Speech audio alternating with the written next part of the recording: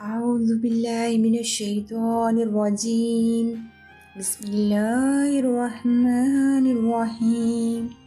شکر کی اہمیت۔ شکر گزاری اللہ تعالیٰ کو بہت محبوب ہے۔ اللہ تعالیٰ کو تو یہ صفت اتنی پسند ہے کہ اس کے ناموں میں سے ایک نام الشکور ہے۔ اللہ تعالیٰ کی نعمتیں بے شمار ہیں۔ اللہ تعالیٰ کی نعمتوں کو ہم کہاں شمار کر سکتے ہیں؟ شکر یہ ہے کہ انسان نہ صرف اس نعمت کو پہچانے اور اس کا اقرار کرے، بلکہ نعمت دینے والے کے لیے عاجزی اختیار کرے، اس سے محبت کرے اور اس نعمت کو دینے والے کے محبوب کاموں اور اطاعت میں خرچ کرے۔ جب بندہ اپنے رب کا شکر ادا کرتا ہے تو یہ اس کی طرف سے اللہ تعالیٰ کے احسانات کا اعتراف اور دنیا و آخرت کی خیر اور بھلائیوں کا اقرار ہے۔ نیز یہ اس بات کی دلیل ہے کہ بندہ اپنے رب سے راضی ہے۔ اگر ہم شکر گزاری کے اس مفہوم کے مطابق خود کو پرکھیں تو بڑی آسانی سے اندازہ لگا سکتے ہیں کہ ہم ایک شکر گزار انسان ہیں یا ناشکرے۔ اسلام اور ایمان کی نعمت سب سے اعلیٰ نعمت ہے، کیونکہ اس کے بغیر کوئی بھی نعمت مکمل نہیں ہو سکتی۔ جیسا کہ سورہ لقمان کی آیت کا ترجمہ ہے، اللہ تعالیٰ کا فرمان ہے، اور اس نے تم پر اپنی ظاہری اور باطنی نعمتیں پوری کر دیں۔ اس سے مراد لا الہ الا اللہ ہے، یعنی ایمان کی نعمت خوش نصیبوں کے حصے میں آتی ہے، اور اس کے ملنے پر ہم اپنے رب کے جس قدر بھی شکر گزار ہوں کم ہیں۔ عافیت کی نعمت۔ عافیت کے بغیر زندگی مکمل نہیں ہو سکتی۔ یہی وجہ ہے کہ ہم دیکھتے ہیں کہ نبی کریم صلی اللہ تعالیٰ علیہ وآلہ وسلم کی روزانہ کی دعاؤں میں عافیت کی دعا لازمی شامل ہوتی تھی۔ جب تک بندہ امن اور عافیت سے نہیں ہوتا، وہ نہ تو اپنی زندگی کے مقاصد پورے کر سکتا ہے اور نہ ہی اپنے فرائض اور ذمہ داریوں سے نبرد آزما ہو سکتا ہے۔ اس کے بعد آ جاتی ہے رضا کی نعمت۔ اس کے بغیر زندگی خوشگوار نہیں ہو سکتی۔ رضا خواہ اپنے معبود کی حاصل ہو یا اپنے ارد گرد موجود انسانوں کی، دونوں ہی اہم ہیں۔ اگر رب راضی تو دنیا اور آخرت دونوں ہی کامیاب۔ اگر اس کے ساتھ ساتھ ہمارے ارد گرد کے لوگ بھی ہم سے راضی تو زندگی پر لطف ہو جاتی ہے۔ لیکن رب کی رضا کو اولیت اور فضیلت حاصل ہے۔ انسان سے اس کی تمام نعمتوں کے بارے میں ضرور سوال کیا جائے گا کہ اس نے انہیں کس طرح استعمال کیا۔ حدیث سے ثابت ہے، حضرت عبداللہ بن مسعود رضی اللہ تعالیٰ عنہ سے روایت ہے کہ نبی کریم صلی اللہ تعالیٰ علیہ وآلہ وسلم نے ارشاد فرمایا، قیامت کے دن انسان کے قدم اپنی جگہ سے نہ ہٹیں گے یہاں تک کہ 5 چیزوں کے بارے میں سوال نہ کیا جائے۔ عمر کس کام میں خرچ کی، جوانی کس کام میں گزاری، مال کہاں سے کمایا اور کہاں خرچ کیا، اور علم کے بارے میں کہ اس پر کتنا عمل کیا۔ ترمذی کی حدیث ہے یہ۔ کبھی کبھار ایسا بھی دیکھا گیا ہے کہ کچھ لوگ اللہ تعالیٰ کی نافرمانی کرتے ہیں اور اس کے باوجود انہیں دنیا خوب مل رہی ہوتی ہے۔ اس کے سبب کم علم لوگ انہیں حسرت سے دیکھتے ہیں اور ان جیسا بننے کی آرزو کرتے ہیں۔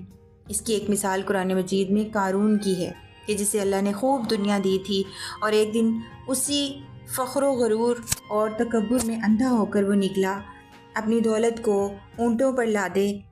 اسے دیکھ کر وہ تمام لوگ جو دنیا کے طلبگار تھے حسرت سے خواہش کر رہے تھے کہ کاش انہیں بھی یہ سب نصیب ہو، لیکن اہل علم نے انہیں خبردار کرتے ہوئے اللہ سے ڈرنے اور معافی مانگنے کی تلقین کی تھی، کیونکہ وہ جانتے تھے کہ یہ بھی اللہ کی ناراضگی کی ایک شکل تھی۔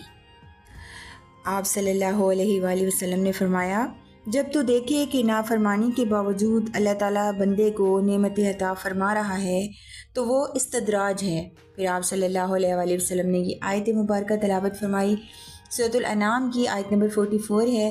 ترجمہ کچھ یوں ہے، پھر جب انہوں نے اس نصیحت کو جو انہیں کی گئی تھی بھلا دیا تو ہم نے ہر طرح کی خوشحالیوں کے دروازے ان کے لیے کھول دیے، یہاں تک کہ جب وہ ان بخششوں میں جو انہیں عطا کی گئی تھیں خوب مگن ہو گئے تو اچانک ہم نے انہیں پکڑ لیا، اور اب حال یہ تھا کہ وہ ہر خیر سے شکر گزاری سے مایوس تھے۔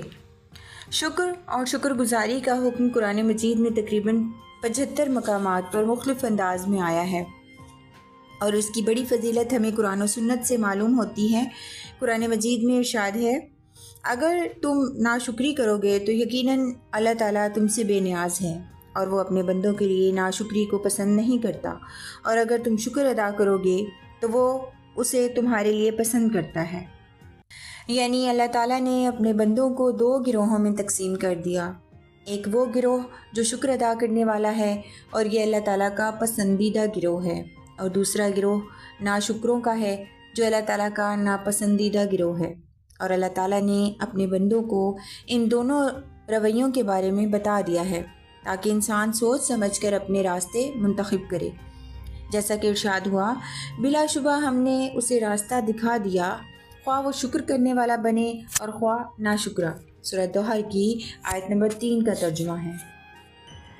اگر ہم غور کریں کہ یہ بھی اللہ تعالیٰ کا کس قدر احسان ہے کہ اس نے ہمیں اپنی پسند و ناپسند سے اتنا واضح طور پر آگاہ کیا کہ شک کی کوئی گنجائش ہی نہ رہی۔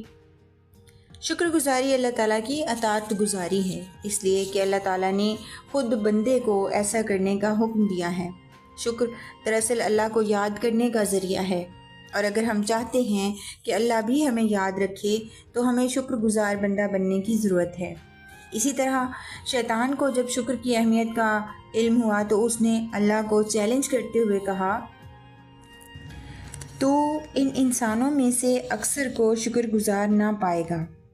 شیطان ہمارا دشمن ہر موقع پر اس کوشش میں لگا رہتا ہے کہ وہ انسان کو ناشکرا بنائے، اسی لیے وہ ان تمام نعمتوں کو انسان سے بھلائے رہتا ہے جو انسان کو نصیب ہوتی ہیں، اور ان چند چیزوں کی یاد دلاتا رہتا ہے جو اسے میسر نہیں۔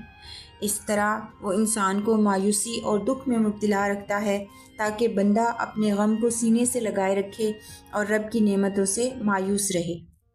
لہٰذا جب بھی کسی محرومی کا احساس شدت اختیار کرنے لگے تو ضرور اپنی نعمتوں کو شمار کریں۔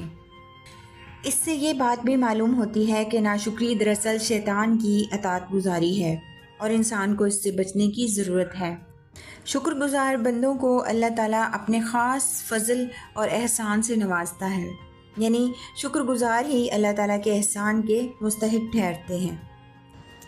حضرت نوح علیہ السلام کثیر الشکر والے تھے، جب کچھ کھاتے پیتے پہنتے تو اللہ تعالیٰ کی حمد و ثنا کرتے اور اس کا شکر بجا لاتے، اور ان کی ذریت پر بھی لازم ہے کہ وہ اپنے جد محترم کے طریقے پر قائم رہے۔